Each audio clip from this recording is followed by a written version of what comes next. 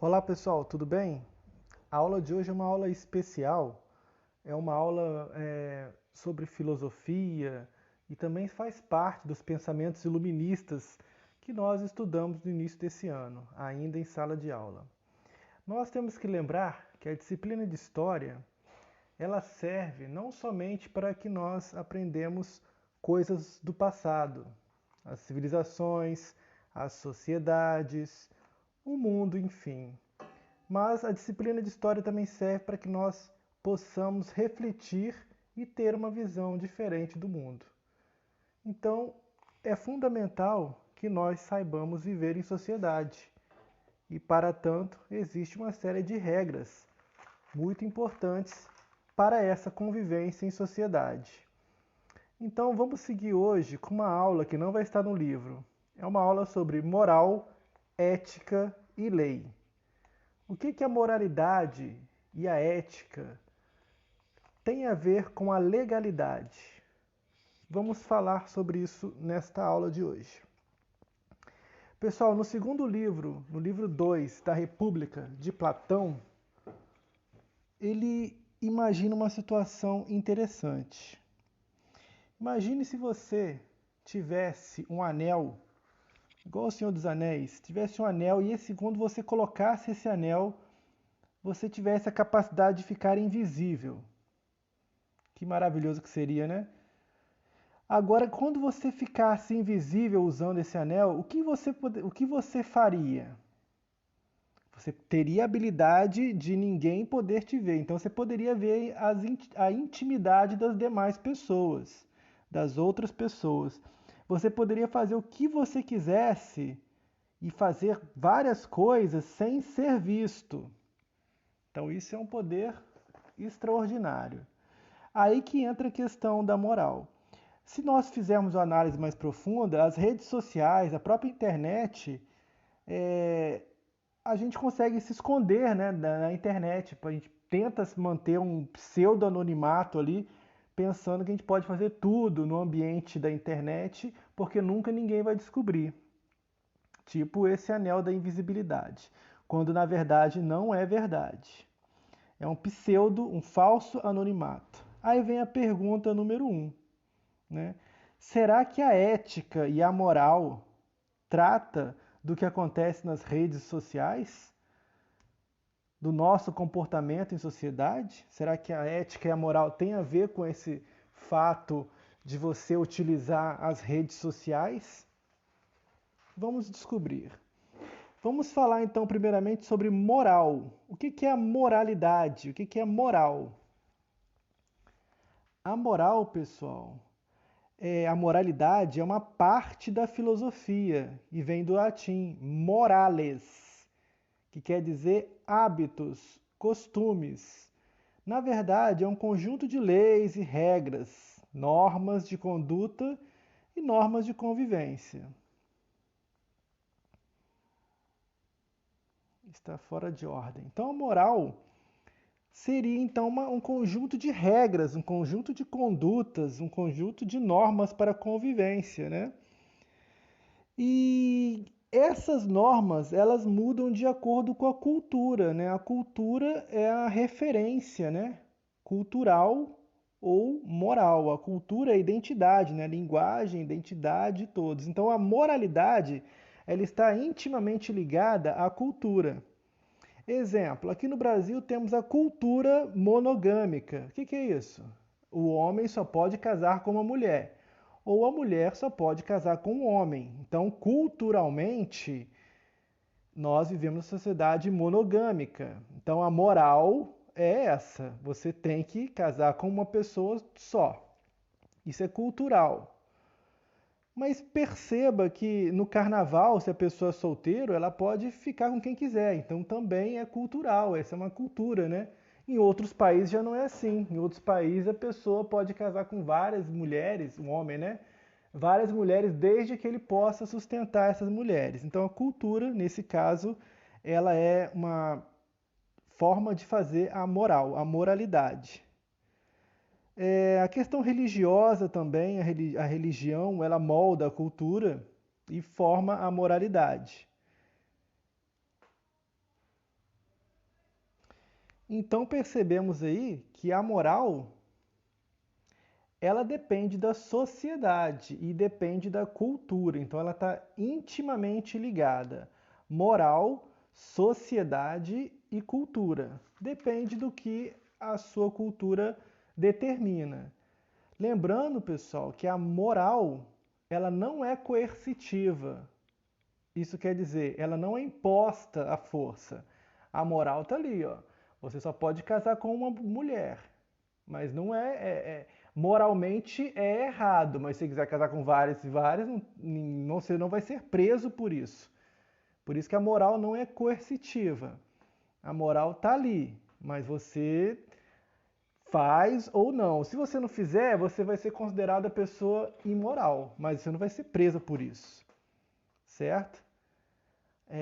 A lei é coercitiva, é obrigatória. A moral não. Por exemplo, se você matar uma pessoa, isso você está ferindo a lei. Além de ferir a moral também, mas está ferindo a lei. Então você vai ser preso e vai ter uma reação coercitiva em cima disso. A moral não. A moral não é imposta pela força. E a ética?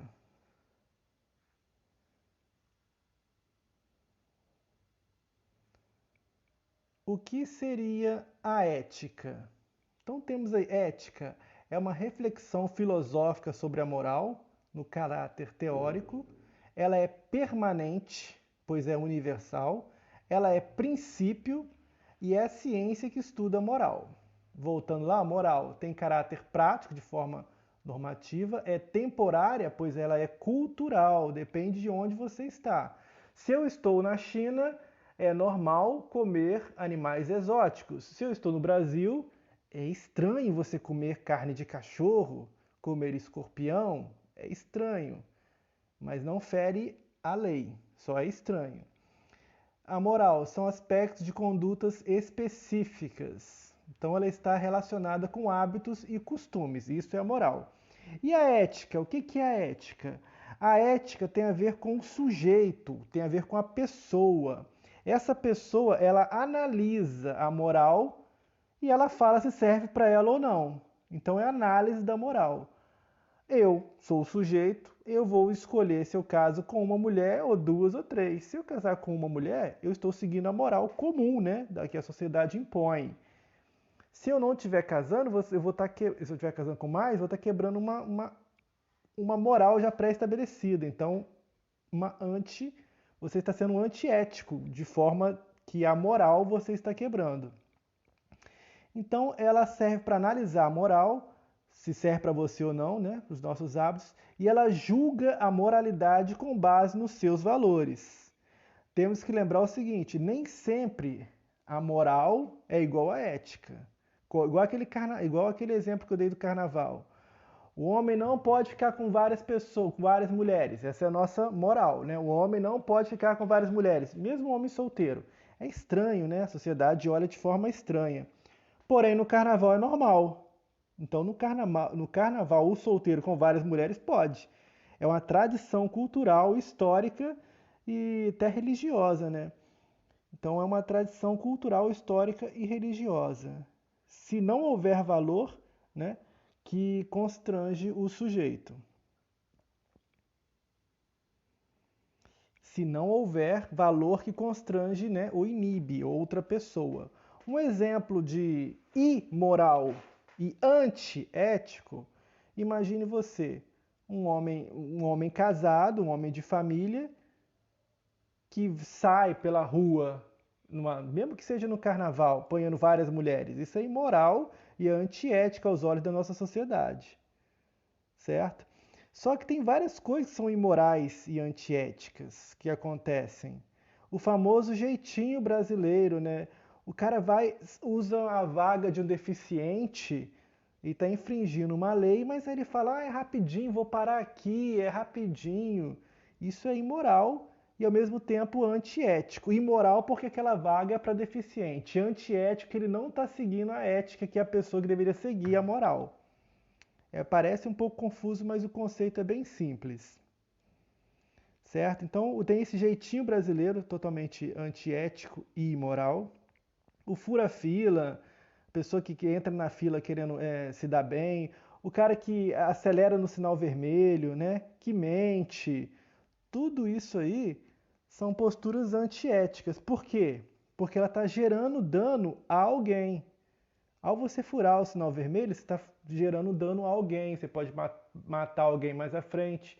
Quando você estaciona numa vaga de deficiente, você está atrapalhando uma pessoa deficiente que iria usar aquele local.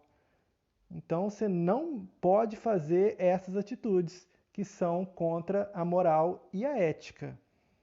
Mentir, enganar, iludir, trair, tudo isso são atitudes antiéticas, porque você está gerando um dano a alguém, gerando um dano a outra pessoa que não é você, certo? Existe uma zona aí de conflito entre a moral e a ética. A ética e a moral não necessita, por exemplo, andar junta. Elas, às vezes, elas têm concepções diferentes. Correto? Ética. A ética vem do grego ethos, que significa modo de ser, conjunto de valores que orientam o comportamento do homem em relação aos outros homens na sociedade que vive, garantindo outro sim o bem-estar social. Então a ética é uma forma que o homem deve se comportar em seu meio social, correto? Então, a ética é o julgamento do indivíduo se ele vai seguir aquela moral ou não. Temos também, para fechar, também a questão da lei, a legalidade. O que a legalidade faz? Ela trata de tudo aquilo que está no ordenamento jurídico.